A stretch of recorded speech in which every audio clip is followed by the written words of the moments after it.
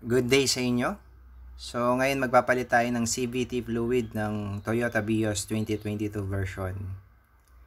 Yan, dun sa ibaba na iyon, dun sa bolt na tinuturo ko sa ibaba ng battery.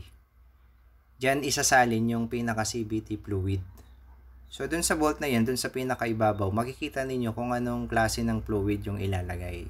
So iba-iba kasi depende sa transmission. And kung CVT fluid o ibang transmission, so makikita nyo din yun sa manual. So pwede nyo tingnan sa manual ng kotse kung anong fluid yung ilalagay sa transmission. Ito yung filter na ilalagay, bagong filter tsaka gasket. So maganda kung mapalitan na yung filter, yung iba kasi nililinisan lang. So nakadepende sa inyo, pero mas maganda kung palitan ninyo para mas malinis sana. Yan, dito sa bandang ibaba, yan, papakita ko kung saan dinidrain yung fluid. Yan, so ito yung drain bolt niya, no? Allen siya. Yan, so tatanggalin yan para ma-drain yung fluid.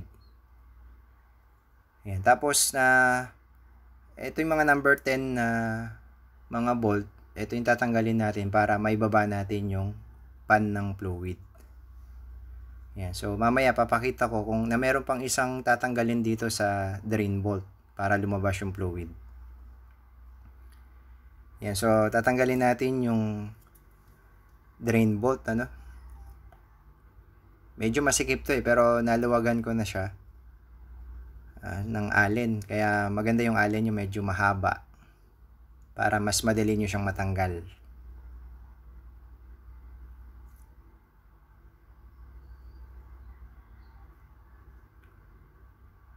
Ayan, so pag natanggal nyo na siya, lalabas yung fluid pero hindi lahat lalabas. Kasi nga sabi ko kanina, meron pa siyang isang plastic na bolt. Yun yung pinaka-level niya So, tatanggalin din natin yun para lumabas yung mas maraming fluid. Yung plastic na yun, yun yung pinaka-level niya kung puno na yung transmission fluid. Kasi pag lumabas yung fluid dun habang nagsasalin tayo, so ibig sabihin puno na yung pinaka-fluid. Yan, so tatanggalin natin siya. Ayan, medyo mahaba ito, kulay puti. Yan, pag natanggal natin to, dun pa lang mas lalabas yung maraming fluid.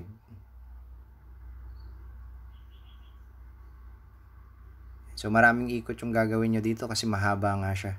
Tsaka nakapasok kasi siya dun sa loob.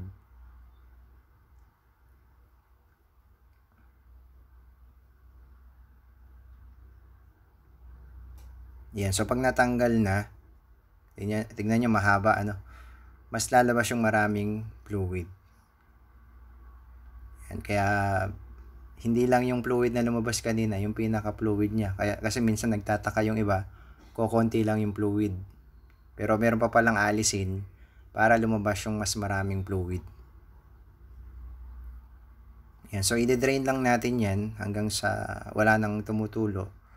Tapos alisin na natin yung 10mm na bolt.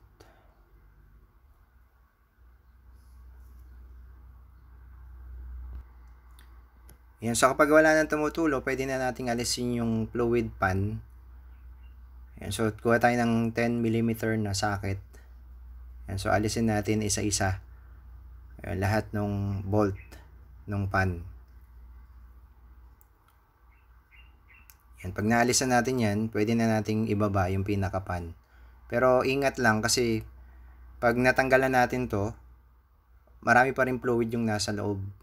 So hindi lahat kasi na-drain dun sa drain bolt yung fluid. Yan, so alisin natin lahat ng bolt. Yan, so pag natanggal na natin, yan, iniwan ko yung isang bolt para hindi totally bumagsak yung fluid pan. Yan, so para ma-drain ko pa ng husto yung fluid. Ayan. So after nun, pagka nawala na lahat yung fluid, bumaba na lahat, saka ko palang alisin yung isang bolt. Yung bolt ng fluid pan. Okay, so pag na-drain na lahat yung fluid, alisin na natin yung isang bolt na iniwan ko para maibaba na natin yung fluid pan.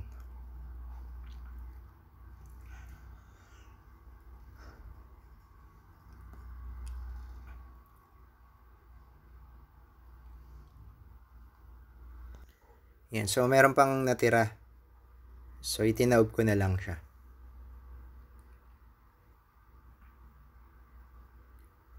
Yan, dito sa makikita natin yung filter. So ito sa papalitan natin. So tatanggalin natin yung mga bolt niya para maibaba natin siya.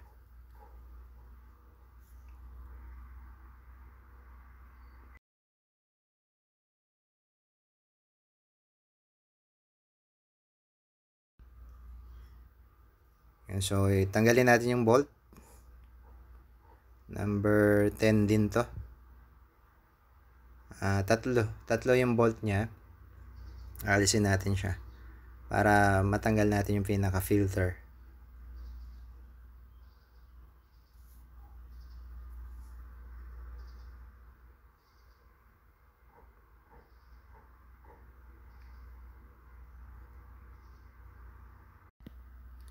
Medyo mahirap talaga kapag naitaas lang ng konti yung kotse. Kaya mas mahirap tanggalin yung CVT pan pag ganitong posisyon. Pero tiyaga lang, matatanggal din natin to.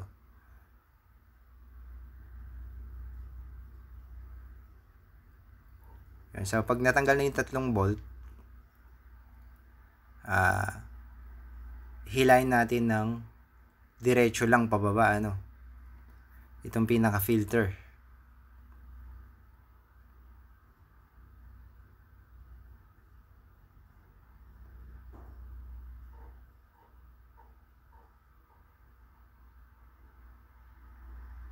Yan. So yun, napakarami pang fluid dun sa mismong filter.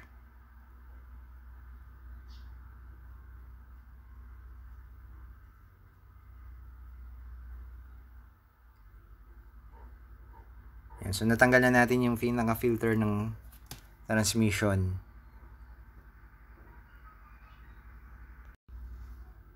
Yan. So wag palang kakalimutan, meron siyang O-ring dito.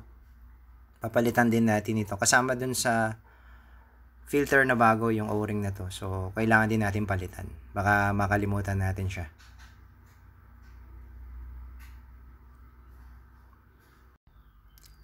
Magkaiba pala ang sukat ng bolt. Kaya tandaan kung saan tinanggal yung pinaka bolt. Mayroong isang mahaba kasi dito. Yan. So tandaan nyo na lang kung saan yung mahaba para hindi tayo magkamali. Yan. So heto pala yung fluid pan tsaka yung filter. So titignan natin gaano kadumi yung pinaka pan ng filter. Kasi may dalawang magnet niyan. Dumidikit doon yung pinaka dumi doon sa CVT. Yan, so napakadumi niya.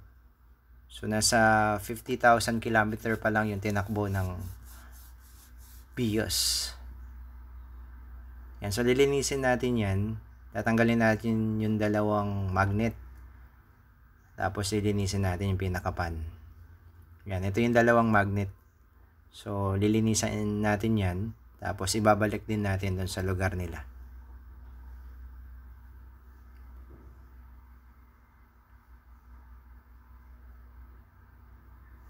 Yes, kung kaya nating alisin lahat ng dumi. Kasi didikit uli dyan yung dumi na hindi nasasala ng filter.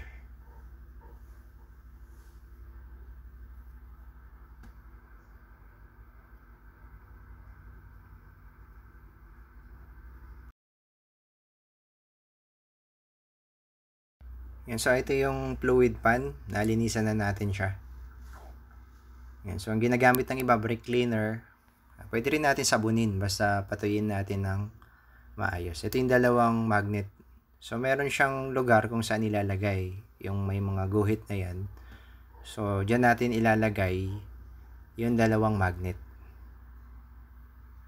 Yan, ito yung isa.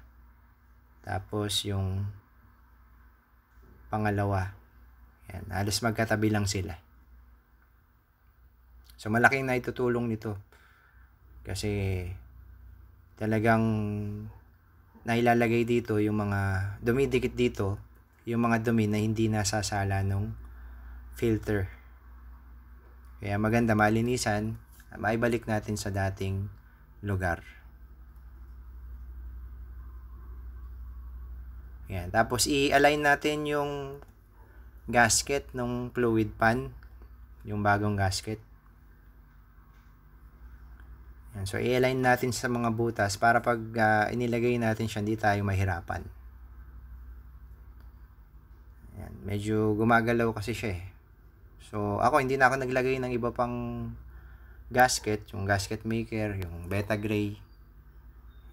Lalagay ko na lang siya ng ganun lang. Basta may tapat natin ng tama. Ito pala yung filter. Yan, una nating ilalagay yan bago yung pinakatakip ng fluid.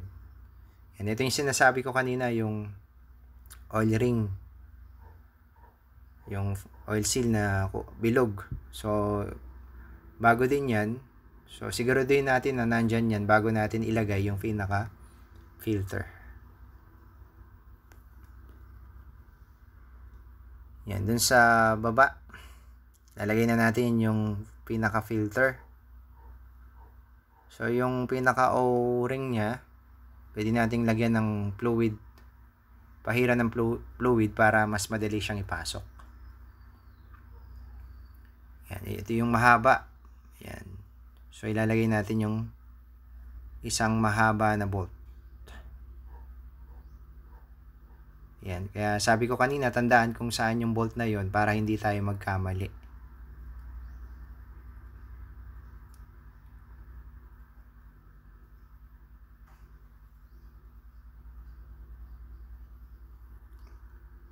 So, sikipan muna natin siya ng kamay para sigurado na nakapasok siya dun sa thread.